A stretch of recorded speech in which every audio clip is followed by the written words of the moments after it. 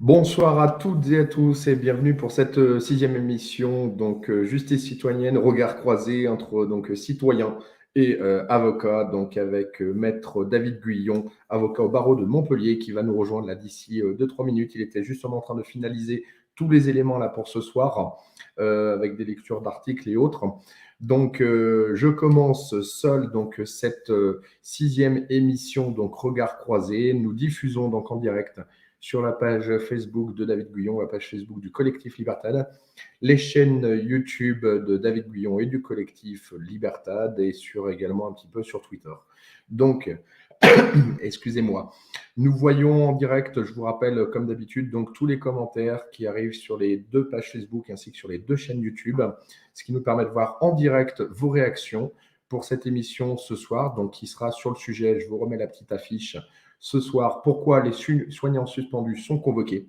On va aborder un ensemble de points justement avec David Guyon sur les convocations dont vous avez entendu parler de soignants notamment suspendus auprès de commissariats ou de gendarmerie.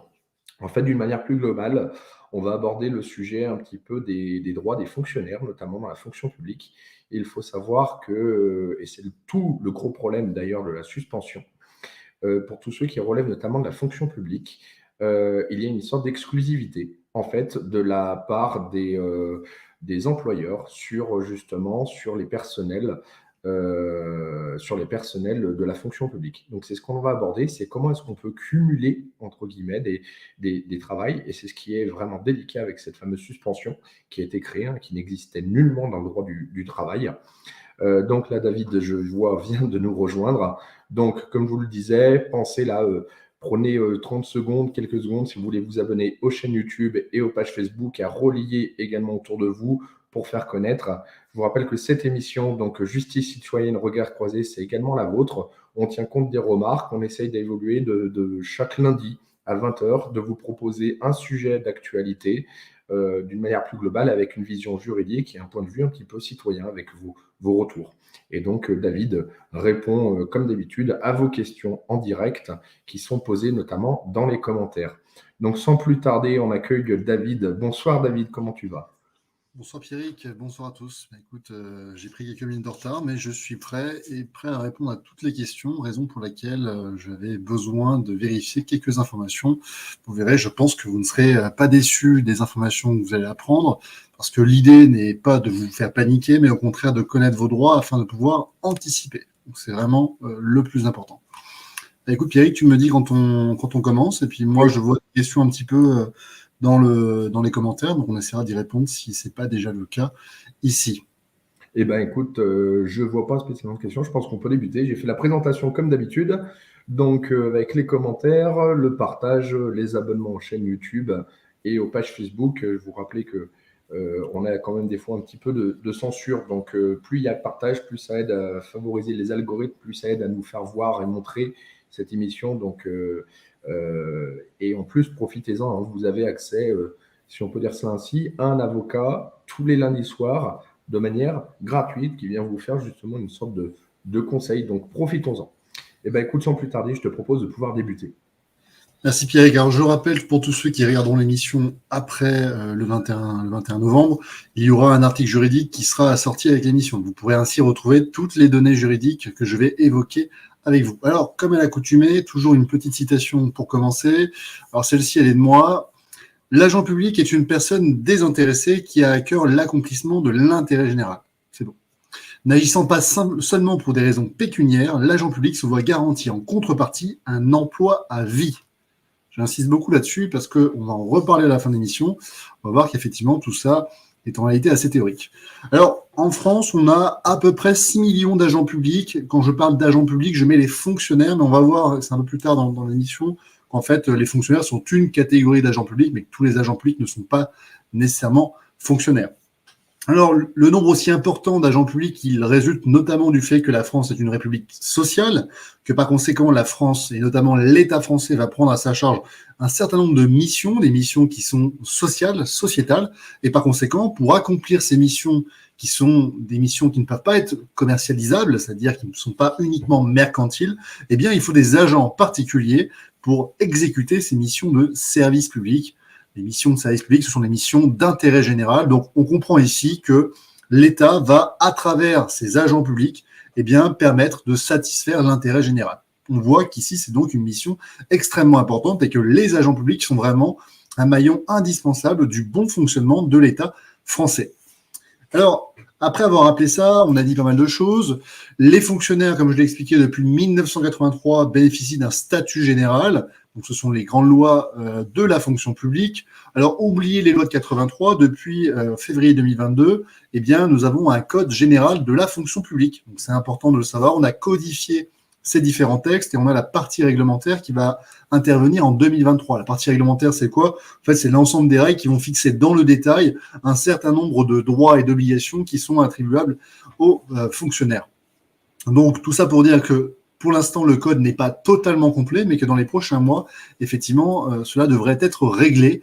Quoi qu'il en soit, on gagne en visibilité, on gagne en efficacité, puisqu'aujourd'hui, vous avez un seul texte dans lequel vous avez toutes les règles de droit applicables au code de la fonction publique, et on va même dire au code des agents publics, parce que en réalité, le code le dit lui-même, ça s'applique à un certain nombre d'agents qui ne sont pas uniquement des fonctionnaires. Alors, comme d'habitude, on va évoquer plusieurs choses. Tout d'abord, on va parler un petit peu de ce que sont les agents publics et les fonctionnaires. L'idée ici, c'est simplement de savoir si dans votre situation personnelle, vous êtes concerné par ce qu'on va dire ou non. Ça veut dire qu'on va exclure les salariés. Attention à vous. Deuxième chose, on va évoquer ensuite les obligations des agents publics. On va voir, en fait, vous êtes dans un statut particulier. Par conséquent, vous avez des obligations particulières qui vous sont propres.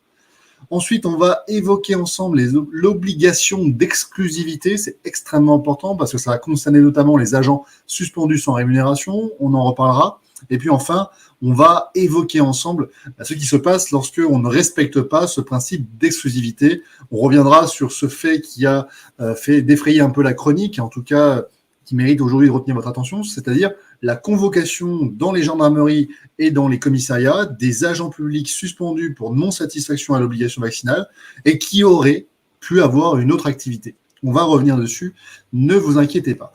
Alors, revenons d'abord sur ce qu'est un agent public et notamment un fonctionnaire. Ça me paraît important de le définir. Déjà, d'une manière générale, retenez que les agents publics, ce sont l'ensemble des personnes qui travaillent pour l'administration. Dedans, on y met les fonctionnaires, mais également tous les agents contractuels et tous les agents qui ont un lien juridique plus ou moins ténu avec l'administration. Donc, ce n'est pas uniquement les fonctionnaires, puisque les fonctionnaires, ce sont tous les agents publics soumis à la loi de 83, soumis aujourd'hui au code de la fonction publique, code général de la fonction publique. Donc, c'était important de faire ce petit rappel parce que, dans agents publics, on met notamment les contractuels. Les contractuels sont soumis en partie au code du travail, donc ils ont un régime un peu dérogatoire, même s'ils ont des points communs, bien entendu, avec les titulaires de la fonction publique. Alors ici, nous, on va parler rapidement des fonctionnaires pour définir ce que c'est. Le fonctionnaire, il est recruté par concours, donc si vous n'êtes pas recruté par concours, vous n'êtes pas un fonctionnaire. Il est soumis à un cadre statutaire, ça veut dire quoi? Ça veut dire que ses droits et ses obligations sont fixés par une loi et par des règlements. Il est titulaire de son grade, il occupe de manière permanente un emploi public, et d'ailleurs, on va aller plus loin, l'administration a l'obligation de lui trouver un emploi. C'est-à-dire même s'il n'y a plus d'emploi, il est quand même payé.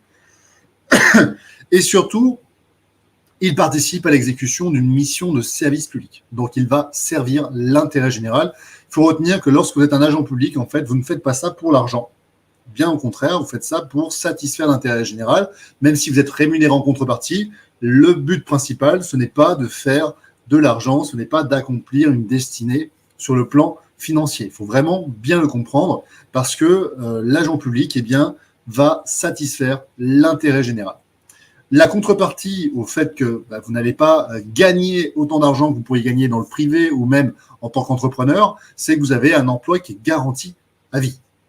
On va voir ça, bien entendu, que c'est bien entendu assez théorique aujourd'hui avec ce qui s'est passé pendant la crise sanitaire. Alors, il existe 3 catégories de fonction publique. On a la fonction publique d'État, la fonction publique territoriale, la fonction publique hospitalière. Alors, je sais qu'en matière d'obligation vaccinale, c'est surtout la fonction publique hospitalière, mais par exemple, toi, Pierrick, tu es un agent de la fonction publique territoriale en tant que sapeur-pompier volontaire et professionnel, et par conséquent, vous étiez aussi soumis à l'obligation vaccinale. Donc, réduire l'obligation vaccinale contre la Covid-19 uniquement aux agents hospitaliers, c'est réduire le champ d'application, parce qu'en réalité, c'est beaucoup plus large que ça. Et même les militaires qui ne sont pas des agents de la fonction publique, mais des agents publics, parce qu'ils ont un statut différent, eh bien, sont soumis également à l'obligation vaccinale. Donc, on voit bien ici que c'est beaucoup plus large que les agents hospitaliers. C'est la raison pour laquelle aujourd'hui, cette émission, elle concerne les agents publics et pas uniquement les agents hospitaliers. En d'autres termes, cette émission ne va pas s'adresser aujourd'hui aux salariés de droit privé qui, eux, ne sont pas concernés par ce qu'on va raconter, même s'il est possible qu'il y ait des conséquences assez similaires pour les salariés de droit privé. Donc, vous pouvez rester lors de l'émission et la partager, bien entendu, mais c'est surtout à destination des agents publics. Alors, revenons un petit peu sur les obligations des agents publics. La contrepartie, donc, à cet emploi garanti à vie, mais également à cette possibilité de satisfaire l'intérêt général, c'est que vous avez des droits et des obligations qui sont particulières. Parmi ces droits et ces obligations, donc, on va aujourd'hui faire référence au Code général de la fonction publique, mais initialement, c'était la loi de 83. Donc, si je parle du Code général de la fonction publique, en fait, on a codifié la loi de 83. Tout d'abord, le Code général de la fonction publique va présenter les droits des fonctionnaires. Donc, on a plutôt le sentiment, quand on lit ce Code général de la fonction publique, que les droits prévalent sur les obligations. On va voir qu'en fait, il n'en est rien. C'est, à mon avis, davantage de la poudre aux yeux. C'est davantage pour satisfaire l'ego des agents publics, parce qu'en réalité, ils ont quand même un certain nombre d'obligations qui sont à part égale avec les droits dont ils bénéficient. Alors, parmi les droits, on a les dispositions de l'article L111-1 et suivant. Ces droits concernent les agents de la fonction publique, mais également les agents publics d'une manière générale. Donc, ce n'est pas propre uniquement à la fonction publique. On a notamment le droit syndical, la liberté syndicale. On a également donc le droit à la dignité, à l'impartialité, à la probité. On a notamment le droit à avoir une protection juridique de la part de son employeur, ce qu'on appelle la protection fonctionnelle. Ça fera peut-être l'objet d'un article à part et d'une émission à part, parce que c'est très intéressant. On a également la liberté d'opinion. Vous pouvez avoir l'opinion de votre choix, le choix politique de votre choix, et ne pas subir de réprimande par rapport à cela. Alors, encore une fois, ici, on voit bien qu'aujourd'hui, avec le complotisme, ce délit de complotisme, on est en train de remettre un petit peu en cause le délit d'opinion, parce que le délit d'opinion, c'est de dire vous avez l'opinion de votre choix. Si vous vous trompez, c'est votre choix. À partir du moment où vous respectez les droits et libertés de chacun, vous avez le droit d'être un complotiste. C'est pas problématique. Donc on voit bien aujourd'hui que la liberté d'opinion, elle reste quand même, à mon avis, c'est partie de ces grandes libertés publiques qui vont être restreintes dans les prochaines décennies. Mais bon, ça c'est un avis. On a également des obligations particulières, je l'ai un petit peu évoqué, c'est l'article L121-1 du Code général de la fonction publique qui va déjà définir un peu le cadre. Vous devez exercer votre charge avec dignité, impartialité, intégrité et probité. Donc, quand vous êtes un agent de la fonction publique, vous ne devez pas faire n'importe quoi. On a eu, par exemple, des agents publics qui ont été licenciés, notamment parce que, par exemple, ils avaient commencé à faire parallèlement une activité dans la pornographie. Donc, si vous êtes effectivement de nature à diffuser des vidéos pornographiques, si vous êtes un agent public et qu'on vous reconnaît, vous pouvez perdre votre emploi. Donc, c'est ça que ça veut dire. Ça veut dire que vous devez exercer avec dignité, probité, impartialité. Donc, vous avez des obligations qui sont un peu particulières. Alors, ça ne veut pas dire que les salariés de droit privé ne seraient pas soumis aux mêmes conséquences. Ça veut simplement dire que lorsque vous êtes un agent de la fonction publique et que vous devez satisfaire une mission d'intérêt général, on attend de vous effectivement un comportement, une rectitude dans la manière de servir qui n'est pas négociable. C'est ça qu'il faut essayer de retenir. Donc, être agent public, c'est effectivement bénéficier de certains droits, mais c'est aussi devoir se soumettre à un certain nombre d'obligations. Et la liste des obligations, elle, c'est quand même allongée, alourdie, notamment depuis 2016, puisqu'on a une déontologie également de la part des agents publics qui est renforcée, et notamment on a des obligations de mettre en avant les potentiels conflits d'intérêts. Alors on connaissait les potentiels conflits d'intérêts avec les ministres, avec un certain nombre de personnalités politiques qui doivent faire une déclaration sur l'honneur de leur patrimoine et des éventuels conflits d'intérêts. Là, c'est un peu pareil avec les agents publics. On leur demande également de déclarer tout conflit d'intérêts entre les missions qu'ils peuvent exercer à côté dans leur vie privée et la mission qu'ils doivent exercer au sein de l'administration. Donc, ces obligations, elles se sont alourdies, elles se sont allongées. Celle qui va nous retenir aujourd'hui, c'est notamment l'obligation d'exclusivité. Je vais revenir dessus. Pourquoi ? Parce que aujourd'hui, vous le savez, nous avons depuis la loi du 5 août 2021 une obligation vaccinale assortie d'une suspension sans rémunération qui concerne plus de 12 000 soignants. Alors, on a sorti le chiffre de 120 000 soignants, 120 000 agents publics. Alors, on a du mal un petit peu à savoir quels sont le nombre de personnes concernées par ces suspensions sans rémunération parce que en réalité, on a une partie des agents qui ont démissionné, une partie des agents qui ont demandé des disponibilités d'office, une partie des agents qui ont tout simplement cessé leur activité, une partie des agents qui a été licenciée, une partie des agents qui ont triché, qui se sont faussement vaccinés, une partie des agents qui sont passés à travers les mailles du filet, mais pour combien de temps, ça on ne sait pas. Donc finalement, c'est assez difficile d'avoir un chiffre sur le nombre concret de personnes qui ont été suspendues parce que, en fait, il faut prendre en compte un certain nombre de paramètres qui ne sont pas tous très officiels. Donc aujourd'hui, on peut dire qu'il y a à peu près 12 000 soignants, 120 000, j'ai vu dans une émission. Bon, voilà, le temps nous laissera deviner combien, mais il est certain que ça représente un nombre très important. Le minimum auquel je veux bien croire, c'est au moins 250 soignants, puisque je représente un peu plus de 250 soignants un peu partout en France, et que eux sont toujours suspendus sans rémunération. Parfois, ils ont réussi à passer entre les mailles du filet, parfois ils ont fini par céder, parfois ils ont quitté la fonction publique, mais quoi qu'il en soit, il y en avait au moins 250 à ma connaissance. Donc, ce qui n'est pas rien parce que mon cabinet n'a pas l'exclusivité sur les soignants suspendus. Je n'étais pas le seul à agir dans ce domaine. Je salue ici Maître Benagès à Clermont-Ferrand, Maître Maud Marian, Maître Divisio. Voilà, un certain nombre de personnes, de mes confrères, ont également défendu des soignants suspendus. Donc, je pense qu'à mon avis, il y en a bien plus que 250, mais il est difficile de mettre un chiffre. Quoi qu'il en soit, ces agents publics suspendus, pour certains, sont dans une logique de survie. Et donc, cette logique de survie, elle implique quoi ? Elle implique d'exercer une autre activité. Et c'est là où on va parler de cette obligation d'exclusivité. L'obligation d'exclusivité, c'est l'interdiction du cumul d'activités. C'est le principe dans la fonction publique. Il y a une interdiction de cumul d'activités. C'est l'article 25 de la loi du 13 juillet 1983, devenu l'article 25 septies, devenu aujourd'hui l'article L121-3 du Code général de la fonction publique. Donc c'est l'article L121-3 du Code général de la fonction publique dont il faut aller voir aujourd'hui et prendre connaissance pour comprendre ce qu'est l'interdiction du cumul d'activités.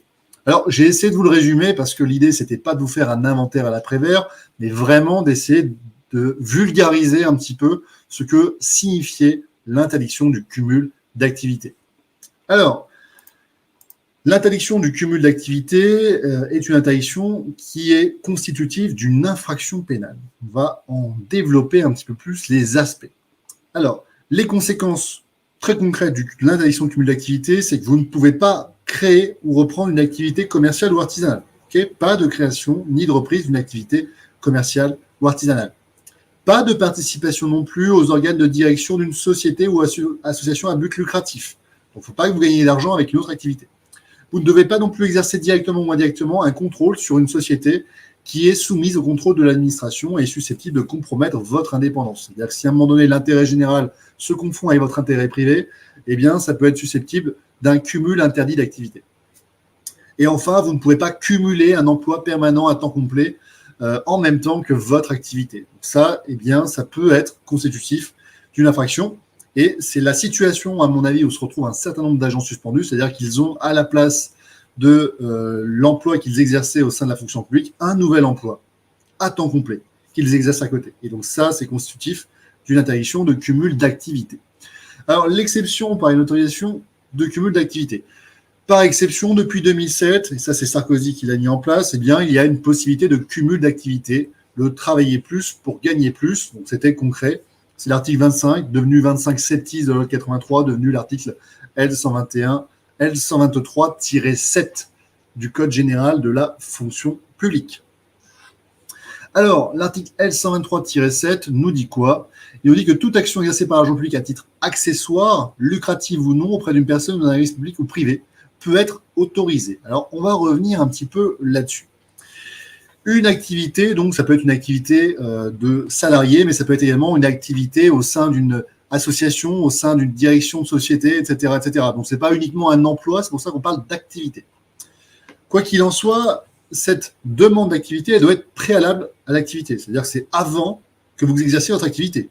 Parce que si vous êtes déjà en train d'exercer une activité et que vous faites votre demande, bah, même si on vous autorise après, ça ne remet pas, ça ne régularise pas pour autant la situation antérieure. Donc ça, c'est important. La demande, l'autorisation préalable d'activité, elle est antérieure à l'exercice de l'activité. Vous demandez avant, vous exercez après. C'est très important. La deuxième chose, c'est que cette demande, elle doit provenir de l'agent. C'est vous qui allez le demander. Ce n'est pas votre employeur qui vous demande, c'est vous qui devez le demander. Troisièmement, cette demande, elle doit être expresse. Donc, ça veut dire qu'une tolérance de la part de l'administration, votre employeur sait que vous exercez une activité accessoire, mais il ne dit rien, ben, ce n'est pas pour autant. Vous êtes toujours dans l'illégalité. Donc, je sais qu'il y a un certain nombre d'agents de la fonction publique qui se retrouvent dans cette situation. C'est-à-dire qu'ils exercent notre activité, leur employeur n'a rien dit. Ben, ça, c'est illégal parce qu'ils sont dans l'interdiction du cumul d'activités. Donc, il faut une demande expresse, il faut une autorisation expresse, il faut que l'autorisation soit préalable, il faut en plus que votre activité soit accessoire, c'est-à-dire en lien avec votre activité principale. Ça veut dire quoi? C'est-à-dire si vous êtes infirmière, ben, vous n'allez pas faire des pommes le week-end, il faut que ce soit une activité qui soit accessoire. Et enfin, il faut que cette activité figure parmi la liste fixée par un décret en Conseil d'État des activités accessoires autorisées. Alors, cette liste, elle a été en partie abrogée depuis la codification du Code général de la fonction publique, mais dès que j'en retrouverai la version actuelle, je la mettrai sur l'article juridique que je suis en train de finaliser. Quoi qu'il en soit, bon, vous comprenez que cette autorisation, en fait, c'est un préalable à la possibilité d'exercer une activité accessoire. Sans autorisation, pas d'activité accessoire. Sans autorisation, l'activité accessoire est illégale. Voilà, c'est assez simple. C'est assez simple d'être compris.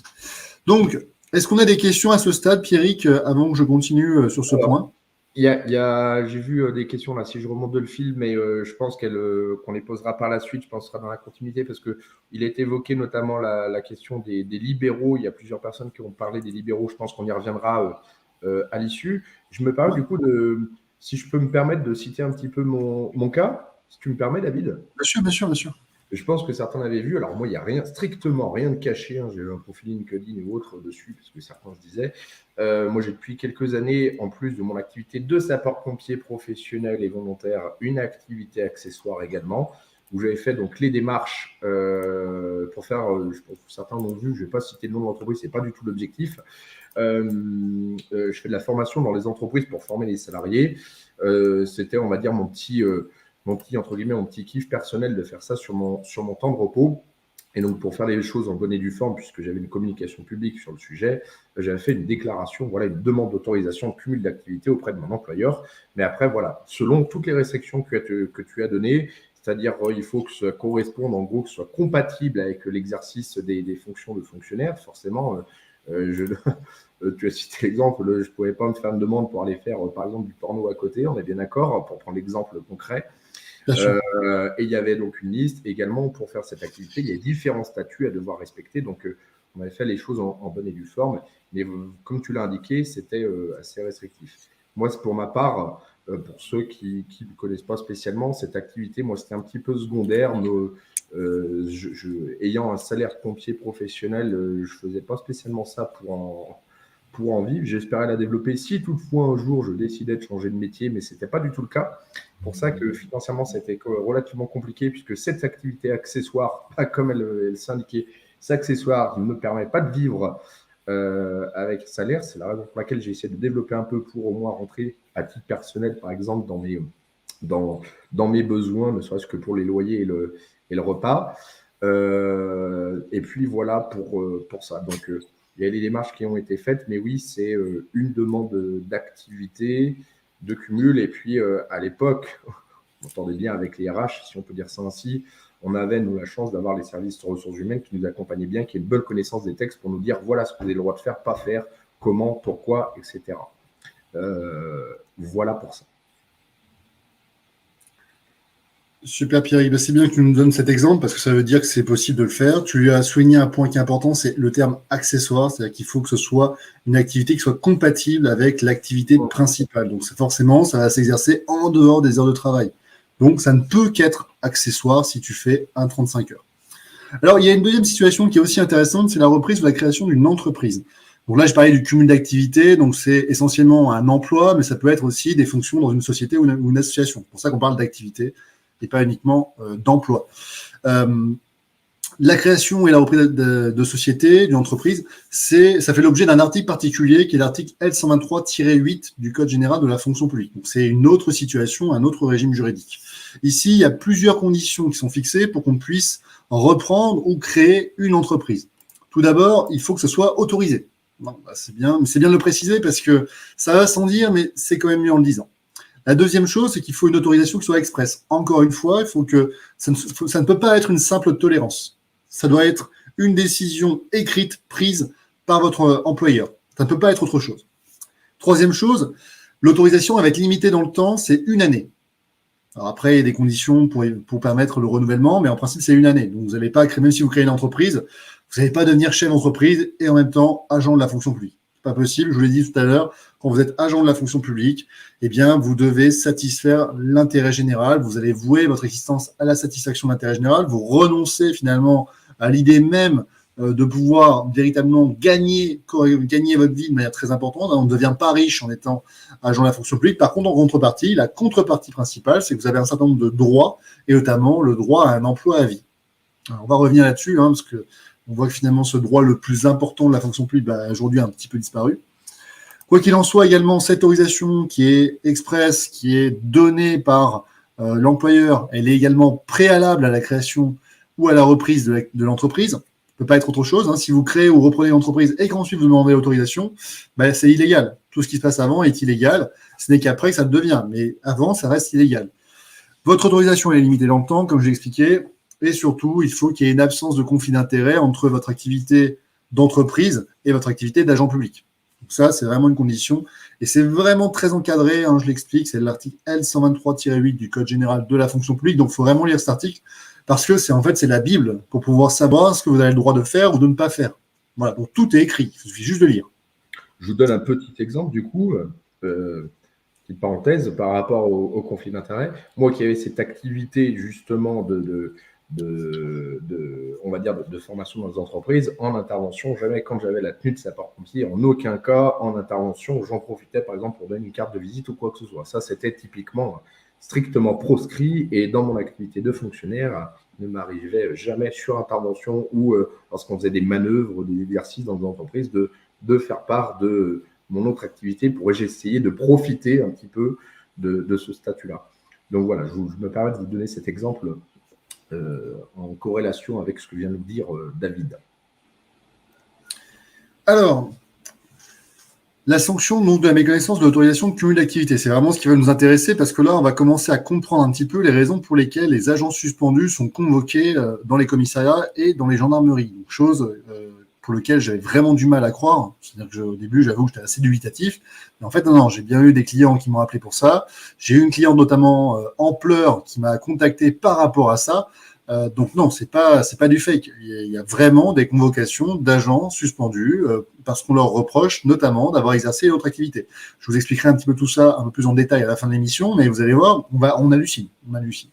Alors, la sanction donc de la méconnaissance de l'autorisation de cumul d'activité. Donc c'est l'article L123-9 du Code général de la fonction publique. Donc là, je vous ai expliqué les 3 articles de suite, le cumul d'activité, le cumul d'activité pour la création, la reprise d'activité, puis la sanction du non-respect de ce cumul. Tout d'abord, des poursuites disciplinaires sont tout à fait possibles. Et là, il y a un exemple incommensurable de jurisprudence où des agents publics ont été sanctionnés pour ne pas avoir respecté le principe de l'interdiction de cumul d'activité. Ce cumul d'activité peut donc être sanctionné notamment par une radiation ou une révocation, un licenciement de l'agent de la fonction publique. Donc ça peut vraiment aller jusqu'à un moment donné, on vous dit vous n'êtes plus agent public, vous ne pouvez plus participer à la satisfaction de l'intérêt général. Donc vraiment, il faut faire attention à ce point, ce qui veut dire que potentiellement, Des agents aujourd'hui suspendus qui exerceraient une activité qui serait un cumul d'activités illégales pourraient tout à fait être licenciés. Alors, la presse a envie de leur dire, c'est peut-être finalement la solution qui leur permettrait de sortir par le haut de cette situation de suspension sans rémunération, parce qu'on le rappellera, mais si vous êtes suspendu depuis plus de 15 mois, 16 mois, 17 mois de la fonction publique, sans rémunération, à un moment donné, il va falloir quand même que votre administration prenne une décision à votre encontre.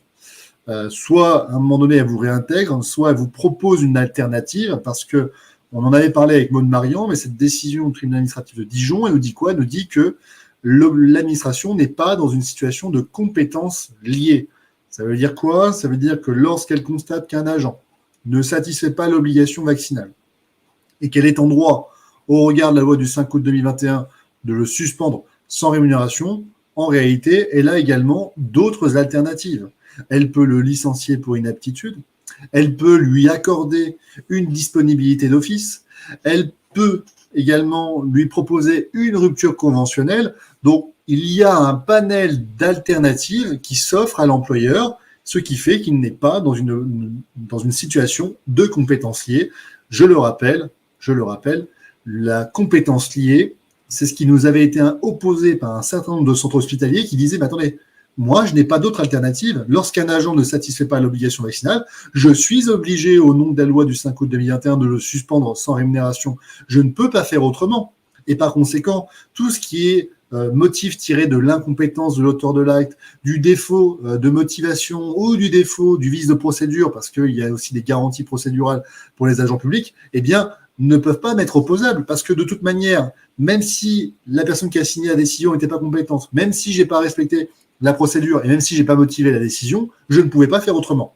Eh bien non, le tribunal administratif de Dijon l'a jugé cet été. Non, un défaut de motivation peut entraîner l'annulation d'une décision. Par conséquent, c'est la démonstration parfaite que nous ne sommes pas dans une situation de compétence liée. C'est la raison pour laquelle je dis à mes nombreux clients qui me font confiance cette question, je peux vous assurer qu'un certain nombre de décisions vont tomber, et pour des considérations qui n'auront rien à voir avec les aspects scientifiques de cette affaire. Donc vraiment, à mon sens, les centres hospitaliers devraient avoir à craindre d'une potentielle annulation. Je pense que la partie n'est pas jouée, elle est loin d'être jouée aujourd'hui, et qu'on risque d'avoir de très belles surprises dans les prochains mois, voire dans les prochaines semaines. Donc vraiment, là-dessus, attention. Quoi qu'il en soit, on revient sur ce qu'on disait. Si vous ne respectez pas le cumul d'activités, vous pouvez être licencié. Donc si aujourd'hui, on a des agents suspendus qui exercent une autre activité, vous pouvez être licencié pour avoir exercé cette activité cumulative. Également, s'ajoute à cette sanction, et ça c'est le plus important, la récupération des sommes que vous avez perçues par cette activité. Et cette récupération, l'article L123-9 nous dit, elle se fait en fait par retenue sur le traitement à venir. Donc ça veut dire que si un jour vous revenez au sein de l'administration, il est possible que vous travaillez plusieurs mois gratuitement pour l'administration. C'est ça concrètement que ça veut dire. Donc c'est quand même assez embêtant. On comprend assez facilement que si on se retrouve dans cette situation, en fait, il n'y aurait peut-être pas forcément un énorme intérêt à revenir au sein de l'administration. Également, et là, c'est la question qui nous retient, parce que pour cette cliente, comme je vous avais expliqué, qui a été convoquée devant les services de police, on lui a reproché du travail illégal. Donc, est-ce qu'on pourrait reprocher du travail illégal? Je l'ai expliqué, ça peut entraîner un licenciement, ça peut entraîner une retenue sur salaire.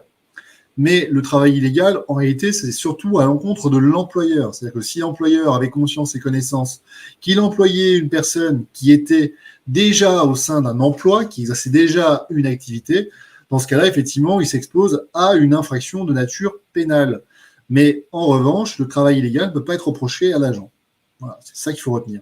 Donc, aujourd'hui, moi, cette convocation devant les services de police des agents suspendus pour non-satisfaction à l'obligation vaccinale, j'ai du mal, en l'état actuel, à voir sur quel fondement pénal on pourrait justifier cette audition libre. Audition libre qui, je le rappelle, est en fait un moyen de détourner ce qu'on appelle la garde à vue. La garde à vue, on en a tous un petit peu peur, mais en fait, la garde à vue, ça vous donne un certain nombre de droits. Vous avez l'assistance effective et active de l'avocat dès la première minute de la garde à vue. Donc, c'est pas rien. Lorsque vous êtes en audition libre, oui, il n'y a de libre que le mot audition libre, parce qu'une fois que vous êtes dedans, si on vous dit vous partez, on vous dit on vous met en garde à vue, donc vous n'avez pas vraiment envie de partir. Et puis, psychologiquement, ils ont un ascendant sur vous, donc vous partez pas, vous restez. Et même si vous savez que vous avez la possibilité de garder le silence, en fait, ils vont vous mariner. Vous êtes tout seul, vous n'avez pas d'avocat parce que vous allez venir à pas eu temps sans avocat. Donc vraiment, en fait, cette audition libre, c'est un traquenard. Il vaut mieux, effectivement, indiquer que vous savez que vous êtes présent et que vous êtes là de manière libre. Garder le silence parce que vous avez le droit de garder le silence. Faire appel à un avocat parce que, selon la nature des infractions qui pourraient vous être reprochées, vous avez droit à un avocat. Et puis, partir à tout moment et ne pas craindre, surtout à aucun moment, la garde à vue, parce qu'en fait, la garde à vue vous donnera plus de droits. Si vous voulez vous placer en garde à vue, il l'aurait fait dès le début. Ce problème, c'est que dès qu'ils mettent en œuvre la garde à vue, il y a un grand nombre de garanties qui sont mises en œuvre et qui peuvent entraîner l'annulation de la garde à vue. Donc vraiment, en fait, la garde à vue, vaut mieux préférer presque ce système-là plutôt que l'audition libre, qui est vraiment un traquenard, comme je l'explique, parce que les gens ressortent complètement brisés et cassés, quand bien même ils savaient qu'ils avaient droit à un avocat, qu'ils pouvaient partir à tout instant et qu'ils pouvaient garder le silence. Donc vraiment, attention, attention. Je ne sais pas trop à quoi jouent les procureurs de la République qui ordonnent ces deux auditions libres, parce qu'aujourd'hui, j'ai vraiment du mal à voir quelle infraction on pourrait leur reprocher à ces agents publics. Oui, qu'ils puissent être potentiellement licenciés, mais j'ai envie de dire, aujourd'hui, ce serait presque une alternative souhaitable pour des agents qui sont suspendus sans rémunération depuis plusieurs mois de manière continue, et quand bien même on récupérerait les sommes qui seraient récupérables en raison de l'activité illégale du cumul d'activités, eh bien aujourd'hui, je ne sais pas si ça se ferait en une seule fois, de manière échelonnée, un petit peu à la manière d'une récupération d'un dû de RSA ou d'APL, où en réalité, on a une retenue qui est proportionnée par rapport au montant qu'on vous accorde. Donc aujourd'hui, moi j'ai un petit peu de mal à voir quel est le fondement juridique et pénal qui va conduire en fait à ces auditions libres.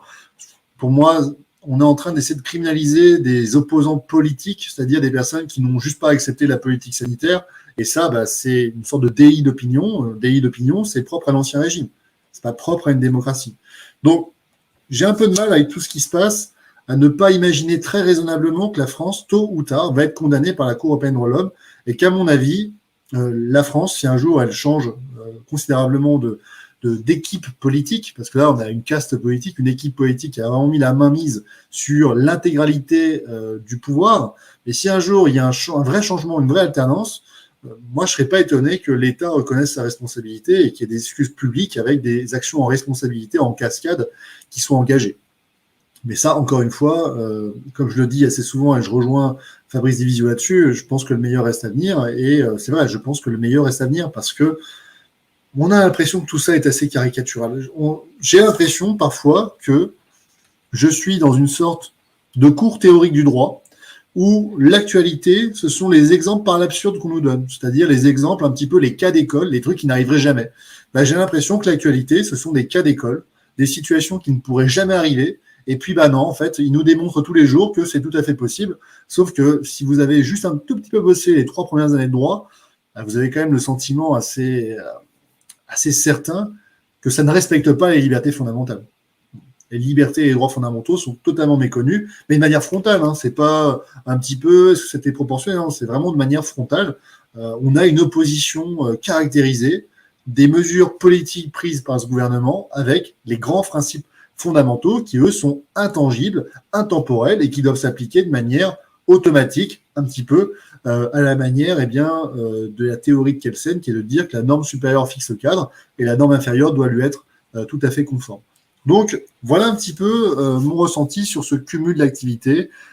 Si j'avais un mot à dire aux agents qui sont donc aujourd'hui dans un cumul d'activités, c'est de régulariser la situation. Merci. C'est de faire en sorte qu'on soit dans une situation correcte parce qu'il ne faudrait pas qu'un malheur s'ajoute déjà au malheur d'avoir été suspendu son activité. Par rapport à ce que tu viens d'évoquer, ma perception de citoyen, c'est justement, en fait, on a l'impression, alors, pour avoir du coup fait plusieurs émissions avec toi, avoir lu du droit là, depuis 2 ans dans le combat ou autre, même si on n'est pas juriste, comme tu le dis bien, attention, on a l'impression en fait qu'ils jouent avec le temps. C'est-à-dire qu'ils essayent de prendre un ensemble de dispositions pour user les soignants, pour user, on va dire, les individus ou autres, tout en sachant que potentiellement ce sera peut-être pété, entre guillemets, plus tard, par des juges, par la Cour européenne des droits de l'homme, mais en se disant, de toute manière, en gros, on a une fenêtre par exemple, l'expression, on a une sorte de fenêtre de tir qui nous permet de faire un ensemble de choses, et le temps que les recours arrivent, on aura réussi éventuellement à exclure ceux que l'on voulait exclure ou autres, même si on serait plus ou moins rattrapé par la suite. J'ai un peu l'impression qu'ils essayent vraiment de jouer là-dessus, sur une fenêtre de temps, mais qui ne pourra pas tenir indéfiniment, quoi. Moi, je pense qu'ils jouent sur plusieurs choses. La première chose, c'est que nos dirigeants ont une responsabilité particulière. Le président de la République est irresponsable. Déjà, il n'y aura pas de responsabilité du président de la République. Vous oubliez ça. Les ministres sont soumis à une juridiction d'exception, la Cour de justice de la République, qui, on le sait aujourd'hui, est composée majoritairement et très majoritairement de députés, de sénateurs et d'hommes politiques. Et par conséquent, on a du mal à imaginer qu'une telle Cour de justice pourrait être amenée à condamner des homologues. Et c'est d'ailleurs ce qui s'est passé pour l'affaire du sang contaminé. Donc, on verra un petit peu ce qui se passe, parce que Fabrice Divisio a une affaire contre Agnès Buzyn et contre l'ancien Premier ministre Édouard Philippe devant la Cour de justice de la République. Donc, de là à dire que la partie est pliée et qu'il ne se passera rien, je pense que c'est un peu prématuré. Mais moi, mon sentiment, c'est que tout ça, la montagne va accoucher d'une souris. Donc déjà, je pense que le fait qu'ils bénéficient d'une juridiction d'exception a fait qu'ils se disent on fait un peu ce qu'on veut parce que de toute façon, on risque pas grand-chose. La deuxième chose, c'est que très raisonnablement, le Français moyen pense que l'administration est toujours dans son bon droit et par conséquent ne va pas remettre en cause une telle décision qui pourrait être prise par nos gouvernements. Si une loi existe, c'est que c'est légal. Voilà, c'est ça l'idée de base du bon citoyen, du citoyen lambda, et là-dessus, j'ai envie de dire, c'est normal puisqu'il y a une confiance raisonnable qui doit exister envers l'État. Si on veut que l'État fonctionne, il faut qu'on ait une confiance raisonnable. Il faut qu'on estime que les décisions prises par nos gouvernants sont prises dans l'intérêt général et sont légales. C'est le principe, sinon ça ne peut pas fonctionner.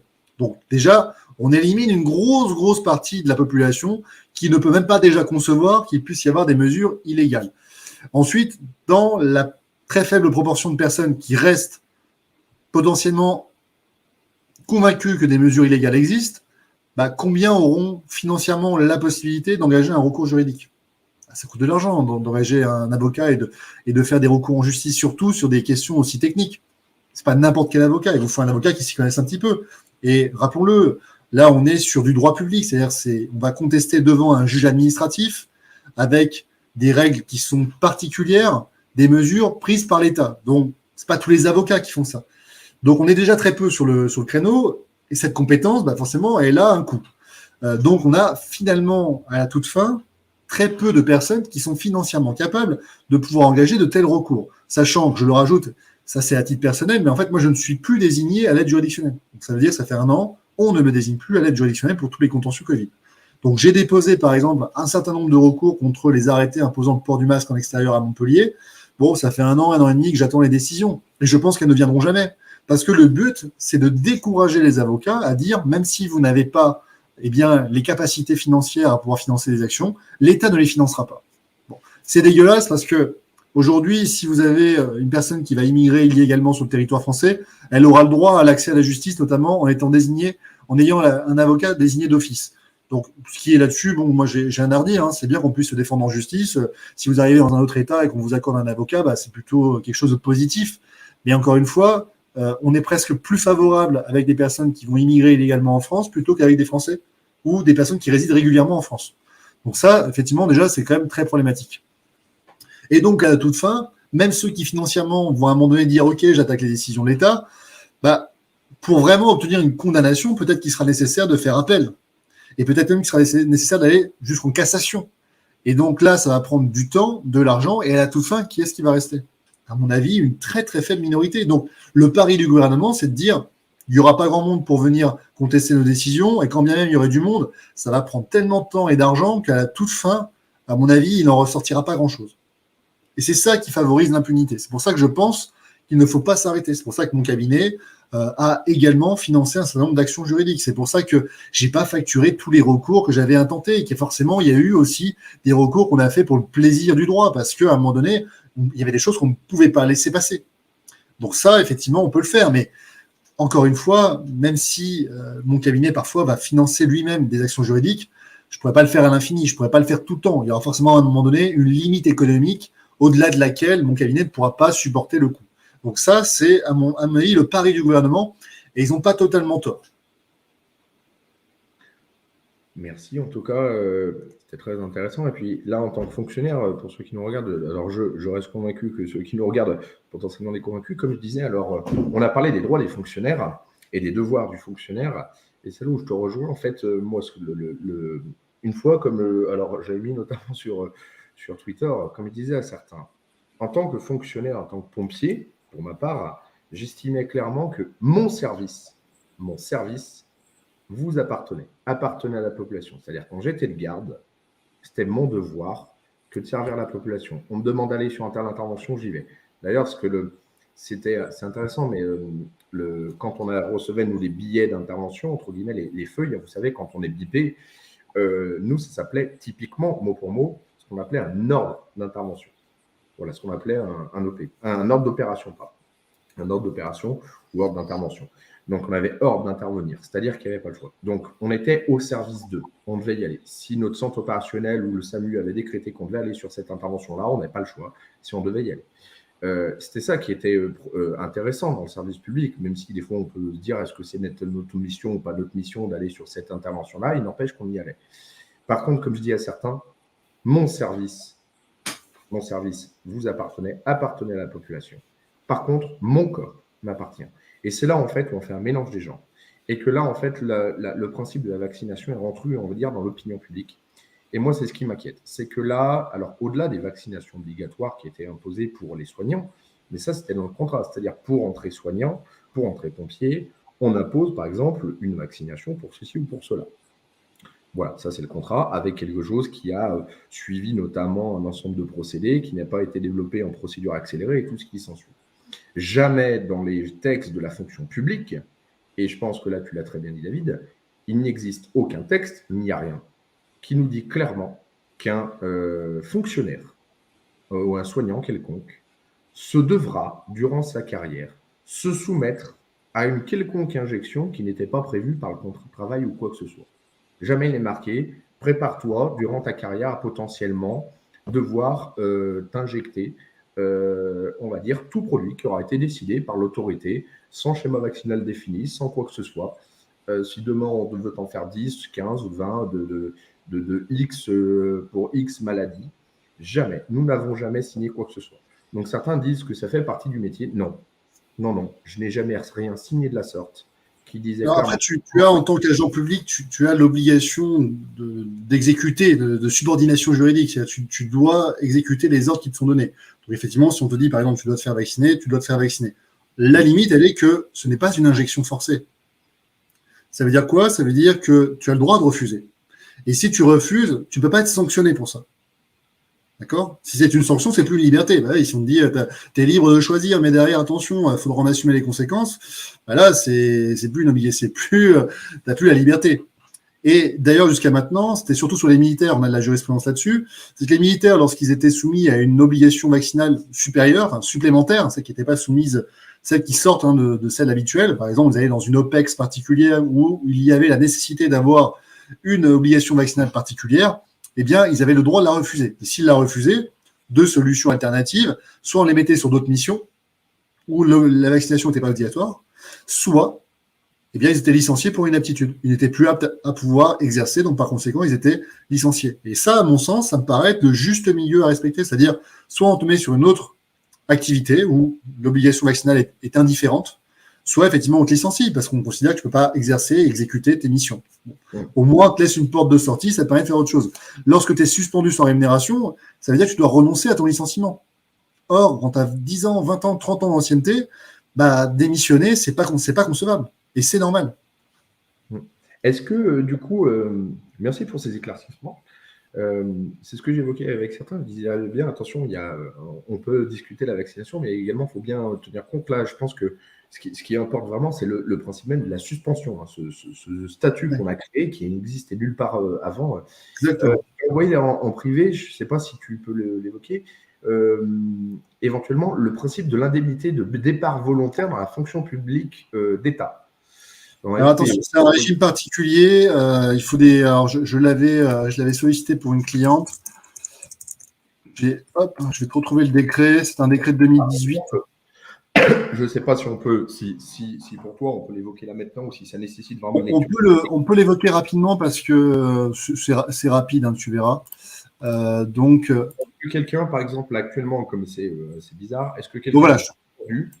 actuellement peut faire un départ volontaire avec l'indemnité de départ volontaire, la fonction Alors, publique? l'indemnité de départ volontaire est possible dans deux situations. La première situation, c'est qu'il faut que ton emploi ait fait l'objet d'une restructuration. En d'autres termes, l'emploi que tu fais aujourd'hui n'a rien à voir avec l'emploi sur lequel on t'avait employé. D'accord? Tu fais plus du tout les missions. La deuxième situation, c'est que ton emploi est supprimé. Donc, tu sais que quand tu es effectivement fonctionnaire, tu as un droit à l'emploi. C'est-à-dire que ton employeur doit te trouver un emploi. Même s'il le supprime, bah, il te paye quand même s'il n'a pas d'emploi. Donc là, dans ce cas-là, tu as une possibilité d'indemnité de départ volontaire. Mais c'est uniquement dans ces deux situations. Donc, si ton emploi n'a pas fait l'objet d'une restructuration ou si ton emploi n'a pas été supprimé, il n'y a pas de possibilité d'avoir une indemnité de départ volontaire. Ok, d'accord. Merci. Alors, Pierrick, j'ai vu un certain nombre de questions dans les commentaires. Je ne sais pas si tu veux qu'on les affiche. On tente un petit peu d'y répondre. Ça fait Ouais, 52 minutes qu'on parle sur le sujet. je reviens tout de suite. Je remonte tout en haut. On avait parlé des. J'ai vu plusieurs fois où on parlait notamment des libéraux. Je reviens sur une des premières questions et je pense qu'il va répondre à plusieurs. Alors déjà, première chose, pour être sûr, là, juste avant de marquer un commentaire, on est bien d'accord que là, toi, les convocations que toi, tu as eues, on est bien d'accord, il s'agit uniquement de soignants qui ont exercé une activité secondaire. Ils n'ont pas été convoqués pour d'autres motifs. Ah, ouais, tu fais bien de la poser cette question. Non, on est sur des agents publics qui, en général, ont fait un contentieux à l'encontre de leur employeur. Moi, je pense, mais j'en ai aucune certitude, que c'est leur employeur qui a signalé auprès des services du procureur de la République qu'il y avait effectivement une potentielle infraction. Et donc là, à ce moment-là, l'audition s'inscrit dans la recherche de potentielles infractions. Voilà ce que je pense. Maintenant, j'en ai aucune certitude. Donc, c'est en fait des mesures de représailles de la part de l'employeur. Il n'y a aucune certitude, notamment là pour une de mes clientes, il n'y a aucune certitude que la cliente ait travaillé ailleurs. En fait, ce qui s'est passé, c'est qu'ils ont consulté ses comptes bancaires. Déjà, vous allez apprécier. Donc, ils ont consulté ses comptes bancaires et ils se sont aperçus qu'il y avait des virements. Voilà, donc ils ont dit ça vient d'où, etc. Bon, donc là encore une fois, comme elle a expliqué, en fait, c'est pas une activité secondaire, c'est juste qu'elle a emprunté de l'argent, qu'on lui a fait des dons et qu'elle a réussi à survivre comme ça pendant plusieurs mois. C'est pas une activité salariée, elle n'exerce pas un cumul d'activités. Donc je pense qu'il n'y aura pas de difficulté pour elle. Mais quand on voit peut-être à quel point ils sont capables de violer votre vie privée, hein, c'est-à-dire que là on est quand même en train d'éplucher vos comptes bancaires, en fait, on voit à quel point l'outil de l'État est mis à contribution pour vraiment pourchasser tous ceux qui se sont opposés à la politique sanitaire. C'est ça qui, moi, m'inquiète, c'est qu'on soit en train de déployer des moyens aussi importants pour ce type d'action. Est-ce qu'il n'y avait pas quelque chose de plus intéressant de faire de ces personnels de police? On a notamment là, quelque chose qui avait frayé un peu la chronique. On a un peu plus de 52 personnes qui seraient plus ou moins, respectons la présomption d'innocence, qui seraient plus ou moins impliquées dans un trafic pédopornographique. Est-ce que ça ne serait pas plus intéressant de mettre à contribution nos forces de l'ordre pour démanteler ce type de réseau qui, à mon sens, à mon avis, n'est qu'une infime partie de la réalité? Est-ce que ça ne serait pas plus intéressant de faire ça? Voilà, ça c'est la question que je me pose. Est-ce qu'on a à foutre finalement d'aller poursuivre des soignants suspendus parce qu'ils auraient eu le malheur d'essayer de survivre en exerçant une autre activité? Franchement, à un moment donné, un peu de décence, quoi. Exactement. Donc, je reviens sur les questions en arrière, notamment, voilà, bonsoir. Est-ce que ces convocations ne concernent que les soignants salariés sous contrat d'exclusivité ou aussi les soignants libéraux? Alors, moi, à ma connaissance, ce sont que les agents publics, c'est-à-dire des fonctionnaires. Pour l'instant, après, je pense que ces convocations vont se multiplier. Donc, j'ai pas eu de libéraux pour l'instant. Si vous en avez, merci de le mettre en commentaire. On prenne contact un petit peu avec vous pour savoir un peu comment ça se passe. Moi, j'aimerais bien, dans une prochaine émission, faire un entretien avec une personne qui a été convoquée et qui pourrait nous raconter un peu ce qu'elle a vécu. J'ai 2-3 clients, comme je t'expliquais, Pierrick, mais aucun n'a envie de témoigner à visage découvert. Or, je pense que l'anonymat n'est pas possible. Il faut que ce soit une personne qui nous parle et qui, effectivement, témoigne d'un fait qu'elle a vécu. Ça parlera forcément davantage qu'une personne qui parlerait sous l'anonymat. Là, je pense qu'on pourrait, que tous les fact-checkers, les faux fact-checkers diraient, oui, mais c'est un faux témoignage. La raison pour laquelle elle n'a pas voulu témoigner à visage découvert. Donc, c'est pas possible. Il faut que ce soit quelqu'un qui ait envie de témoigner. Je sais que ça serait compliqué, mais à mon sens, c'est une manière d'assurer de la réalité. C'est-à-dire qu'on ne vous croira pas tant qu'on ne vous verra pas. C'est ça. D'accord. Donc, pour l'instant, là, ça répond d'une manière grossière à la question qu'on avait, les étudiants du privé ne devraient pas être convoqués. Bah, ça, malheureusement, ça, je pense qu'on ça dépend de votre contrat de travail, ça dépend de votre convention collective. Vous avez des contrats de travail et des conventions collectives qui interdisent le cumul d'activités. Parce qu'on va considérer que c'est une concurrence déloyale. Donc, ça dépend. Alors, je continue de descendre. Voilà, on en revient donc aux libéraux, justement. Donc, un soignant libéral qui a signé une convention conventionnée avec la CPAM pour l'interrogation. Je crois que là, c'était quand tu étais en train d'aborder le sujet, notamment des fonctionnaires, et que quand tu expliquais que étaient de manière directe ou indirecte soumis, enfin, ceux qui travaillaient un petit peu pour l'État, de manière directe ou indirecte. Je crois que c'est pour ça qu'on avait cette question. Non, le soignant libéral conventionné, c'est uniquement sur la prise en charge financière des actes qu'il va réaliser. Voilà, c'est juste que les personnes qui vont venir chez ce libéral vont avoir une prise en charge quasiment intégrale des frais de l'acte. Voilà, après, ça n'a rien à voir avec le statut de la fonction publique qui ne s'applique pas pour les libéraux. Je continue de descendre dans les questions.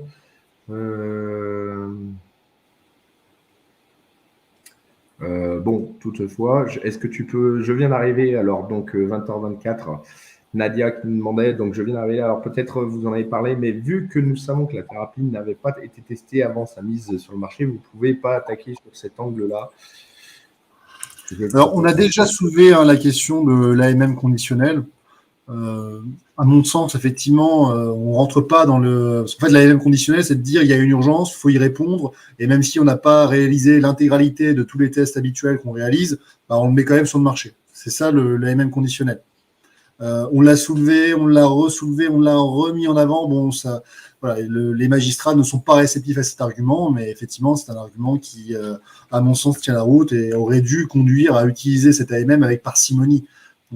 À mon sens, AMM conditionnel est incompatible avec l'obligation vaccinale. Voilà. C'est ma position. Je continue. On avait une question, notamment, peut-on travailler ailleurs pendant une mise en disponibilité ? Oui, c'est le principe de la disponibilité, c'est que vous allez faire autre chose. C'est-à-dire que vous avez encore un pied dans l'administration, mais vous n'êtes plus rémunéré par l'administration, vous n'êtes plus en position d'activité, et vous pouvez exercer une autre activité. Quand vous en avez marre, vous demandez à être intégré, on vous redonne un emploi. C'est ça le principe de la disponibilité. Très bien, je continue. Alors, si j'ai un mi-temps en plus et que je ne le déclare pas à mon travail, comment peuvent-ils trouver un lien avec un autre travail ? Et je suis curieux de savoir ce qu'on risque. Donc là, les risques… En fait, c'est surtout l'employeur qui embauche, qui risque quelque chose. Donc, c'est une infraction de travail illégal. Alors, comment on fait pour savoir ? En fait, comme je l'ai expliqué, pour ma cliente, ils sont partis éplucher ses comptes bancaires. Donc, est-ce que vous êtes payé par chèque, par virement bancaire ? Ça, c'est une première question. La deuxième question, c'est un contrôle de l'URSSAF. L'URSSAF va faire un rapprochement avec les différents salariés d'une entreprise et faire des liens peut-être avec d'autres services. Et donc, tôt ou tard, on finit par vous retrouver. D'une manière générale, depuis que vous êtes né, vous êtes pucé, vous êtes suivi. Il est, à mon avis, naïf de penser que vous n'êtes pas sur écoute avec votre téléphone portable. Je pense qu'on est tous tout le temps sur écoute. Il est naïf de penser qu'on ne peut pas retracer votre vie. Franchement, à part vivre dans les bois, ne jamais utiliser aucun appareil électronique, on est tous fichés partout. On a une carte vitale, on a une carte de crédit, on a un compte bancaire. On est tous fichés tout le temps.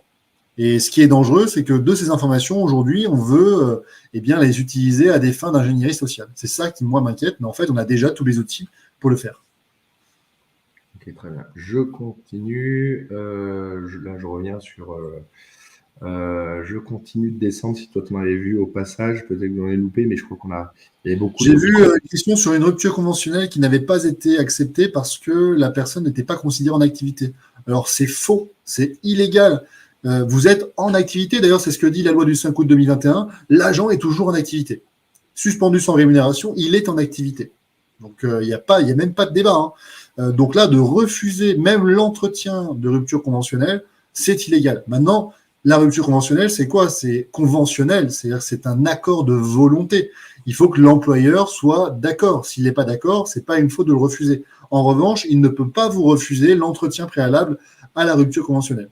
Il doit pouvoir vous autoriser à discuter avec vous. Après, l'argument qu'il donne, il dit ce qu'il veut, mais quoi qu'il en soit, il doit d'abord vous recevoir, discuter avec vous. Après, s'il le refuse, c'est autre chose. Mais il doit en tout cas vous écouter et vous entendre. Ok. On est pratiquement sur sa fin. Donc, indirectement, tu as déjà répondu encore une fois, une question de Françoise Prêcheur. Alors, Suspendre une s'il est possible de chercher un autre travail, mais ça doit être une activité accessoire autorisée préalablement suite à une demande que vous avez faite par votre employeur. Et il faut que l'activité accessoire ne soit pas incompatible avec l'activité principale. Mais oui, vous pouvez avoir une activité accessoire ou un cumul d'activités, mais il faut en faire la demande dans les conditions que j'ai prévues, qui sont prévues par le Code général de la fonction publique, L123-7 et L123-8. Donc, c'est possible d'avoir une activité, un cumul d'activités, mais dans certaines conditions. Il y a de toute manière, alors c'est ce qui est paradoxal, hein, c'est super délicat d'aller faire une demande d'autorisation de bosser entre guillemets à son employeur qui nous a suspendus. C'est quand même ça fait un petit peu, si c'est le droit, hein, ça fait un petit peu. S'il vous plaît, est-ce que vous m'autorisez à aller manger, s'il vous plaît? Grossièrement, c'est ça. Ouais, c'est un peu ça. Alors après, tu as des employeurs qui. Moi, j'ai discuté avec des employeurs pendant la loi du 5 août 2021, au tout début, notamment des employeurs qui étaient dans les dom-toms, qui étaient tout sauf ravis de devoir suspendre leurs agents et qui étaient plutôt en train d'essayer de trouver des solutions. Donc, on a quand même aussi du côté des employeurs parfois des gens qui n'ont pas du tout envie de mettre en œuvre cette application. Donc, l'activité accessoire, c'est peut-être une porte de sortie pour les agents, y compris pour les employeurs. Donc, contrairement à ce qu'on pense, c'est pas que des pourris. Simplement, effectivement, on a des personnes dans l'administration qui vont exécuter leur mission au-delà de ce qui est attendu par la loi. C'est ça qui est dégueulasse, mais c'est l'expérience de Milgram. Chacun fait juste sa petite mission et ne se rend pas compte des conséquences que sa mission peut avoir sur une succession de chaînes d'exécution de mission. Donc voilà, faire attention par rapport à ça. On peut faire un cumul d'activités, mais pas dans n'importe quelle condition. D'accord. Donc, indirectement, alors là, on peut. Après, excusez-nous, mais je pense qu'on ne va pas pouvoir faire du cas par cas. Mais on a non, mais là c'est l'article, là pour Jeannot, c'est l'article L123.8. On peut créer une entreprise, mais il faut que ce soit à temps partiel pendant 1 an et autorisé préalablement par l'employeur. Voilà, une réponse. Voilà pour ça. On arrive, je crois, sur la fin. On a pratiquement répondu à tout. Est-ce que tu vois? Eh ben, on a répondu à François. J'ai une question. Peut-on enregistrer une audition libre avec son smartphone à la police et à la gendarmerie? Alors, où est-ce qu'elle se trouve? À quelle heure? 20h54. Salle Sadendani, 57 Dani. Je Et posez vos questions, hein, on les voit, je les regarde, vous aussi. Donc, vraiment, c'est important. Grâce à vous, l'émission vit, c'est votre émission. Donc, moi, en réponse, non, hein, on ne peut pas enregistrer. Alors, après, vous pouvez demander, il faut demander préalablement, mais le principe de l'audition libre, c'est que c'est soumis au secret de l'enquête. Donc, il n'y aura certainement jamais une autorisation qui sera donnée à un tel enregistrement. Et faire un enregistrement, d'ailleurs, ça pourrait être constitutif d'une infraction pénale. Donc, non, ne vous amusez pas à faire ça. Faites plutôt appel à un avocat, même si ça coûte de l'argent, croyez-moi, c'est surtout quand on n'a rien à se reprocher qu'il faut prendre un avocat. Ok. Très bien. Donc, même une audition libre. Alors, d'ailleurs, je ne sais plus si tu as évoqué en début d'émission, est-ce qu'on est obligé de se rendre à une audition libre? Alors, si on ne se rend pas à une audition libre, on est convoqué en garde à vue. On peut être convoqué en garde à vue. Donc, moi, je recommande d'y aller. Puis ensuite, vous y allez avec un avocat, vous répondez aux questions que vous avez envie de répondre selon la stratégie arrêtée avec l'avocat, et puis ensuite vous partez. Parce que de toute manière, après, ils ne vous lâcheront pas. S'ils voient que vous ne venez pas, ils vous mettent en garde à vue. Hein. Donc là, au moins, vous avez la possibilité de venir de votre plein gré, de cadrer un peu le truc. Par contre, là où, à mon sens, c'est un peu dangereux, c'est d'y aller sans avocat. C'est là, à mon avis, le plus grand risque. C'est pas de se rendre à l'audition libre, c'est d'y aller sans un avocat. Surtout quand on n'a rien à se reprocher. Ok, très bien. Peut-on contester la suspension devant les prud'hommes comme une sanction disciplinaire? Alors là, il y a déjà eu des recours contre les prud'hommes, on est bien d'accord. Alors, pour chacun, parce que des fois, alors dis-moi si je me trompe, hein, mais des fois, il y a des amalgames qui sont réalisés. Plusieurs nous ont déjà dit, nous, à des pompiers ou des agents de la fonction publique, mais attaquer aux prud'hommes, il y en a qui ont gagné. Attendez, ça, c'est les prud'hommes, c'est pour le privé. La fonction publique, on attaque le tribunal administratif. Un fonctionnaire ne peut pas attaquer devant le tribunal des prud'hommes. Tout à fait. C'est du privé. Tout à fait. Le fonctionnaire est soumis dans un cadre statutaire et réglementaire, et donc par conséquent, il dispose d'un droit qui est dérogatoire au droit du travail, et donc d'une juridiction qui lui est spécifique. Donc la question, pour répondre quand même à Reishi Tokan, alors est-ce qu'on pourrait attaquer sur le fondement d'une sanction disciplinaire? Moi, je ne sais pas, je ne sais pas sur quel fondement a attaqué exactement Alexandra Soulier, qui est avocat en droit du travail avec laquelle j'avais fait des émissions. Mais quoi qu'il en soit, une décision de suspension sans rémunération, à mon sens, c'est une inexécution du contrat de travail et par conséquent une inexécution de l'obligation principale qui est l'obligation de payer le salaire. Et d'ailleurs, le conseil de prud'homme de Sète a donné raison à une requérante qui était défendue par Alexandra Soulier. Donc, je ne sais pas si on doit l'attaquer sur ce cadre-là, mais en tout cas, il y a des choses à faire. Une décision de suspension sans rémunération, il faut la contester devant le conseil de prud'homme. Pour l'instant, il y a une jurisprudence qui n'est pas fixée, mais on a eu des décisions audacieuses qui ont été rendues en référé. Eh ben, en tout cas, merci. On en est à 1h06 d'émission. À chaque fois, on essaie de se dire de fixer, on va dire, un cadre à peu près 1 heure. Je pense qu'on a répondu grossièrement à pratiquement toutes les questions. Alors, j'ai une autre question là, qui a été. Et audition libre seul en décidant d'exercer le droit de garder le silence, est-ce possible? Je crois que tu y as répondu tout à l'heure. Marie-Charles, c'est possible. Vous pouvez garder le silence. Vous avez le droit de ne pas vous auto-incriminer. D'accord? C'est un droit. Donc, le silence ne signifie pas que vous êtes coupable. OK? Le truc, c'est que ça va être très dur de garder le silence parce qu'ils ont des techniques d'investigation qui sont quand même rodées. Donc, il faut être fort. Mais c'est possible. Il faut juste vous préparer un petit peu psychologiquement. On a une question qui est posée à 21h par Loz Solange. Qu'en pensez-vous d'un suspendu fonction publique qui trouve une solution logement contre service puisque c'est ni contrat de travail ni location? Pour moi, effectivement, logement contre service, est-ce que ça peut être considéré comme une activité? Oui, je dirais que ça peut être considéré comme une activité accessoire parce que l'activité accessoire prévue à l'article L123.7 prévoit qu'elle peut être lucrative ou non lucrative. Donc ça veut dire que vous pouvez gagner de l'argent comme ne pas gagner de l'argent. C'est l'idée qu'en fait, vous n'êtes plus totalement dévoué à votre tâche principale qui est de satisfaire l'intérêt général. Donc je dirais que même cette activité contre service devrait être déclarée préalablement et autorisée par votre employeur. On en a encore une dernière, après je pense qu'on va stopper. Donc, peuvent-ils refuser une dispo de droit? On m'a refusé une dispo par convenance personnelle. Alors, ils peuvent le faire, mais il faut que ce soit justifié par les nécessités de service ou le fonctionnement du service. En d'autres termes, si vous êtes suspendu sans rémunération, il n'y a aucun motif qui peut conclure à un refus de mise en disponibilité. Dans ce cas-là, vous pouvez contester la décision devant le tribunal administratif. D'accord. Merci en tout cas. Alors, je pense qu'on va pouvoir conclure là-dessus. David, qu'en penses-tu? Bah écoute, oui, moi ça me paraît pas mal. Moi, ce que j'invite à faire à nos auditeurs, c'est de nous poser des questions en commentaire. On essaiera d'y répondre, de partager. Si ce format vous a plu, je vous invite à nous faire part des prochaines suggestions. Vous savez qu'on choisit à peu près tous les deux avec Pierrick en fin de semaine le sujet du lundi. Tous les lundis à 20h, Justice citoyenne, c'est votre émission. C'est donc vous qui posez les questions et qui nous donnez les sujets que vous voulez que l'on traite. Vous voyez, là, j'ai pris à peu près 3-4 heures pour préparer cette émission. J'en passerai, à mon avis, tout autant pour finaliser l'article et le mettre en ligne rapidement sur mon site internet. Vous pourrez retrouver ainsi tous les arguments juridiques et tous les éléments qu'on a évoqués durant cette émission. Donc, vraiment, merci encore à vous. Merci pour vos questions. Hein. Vraiment, c'était une émission très riche aujourd'hui, Pierrick. Je ne sais pas ce que tu en as pensé. Oui, il y avait beaucoup de commentaires et d'ailleurs, c'est ce qui l'a fait vivre, hein, justement. Donc, la semaine prochaine, on revient vers vous avec une nouvelle émission. Dites-nous de quoi vous avez envie de parler. Vraiment, c'est votre émission. On fera des sujets qui vont rebondir un peu sur l'actualité. Et vous le savez, moi, il y a une émission que j'aimerais qu'on parle, c'est de la prime Ségur.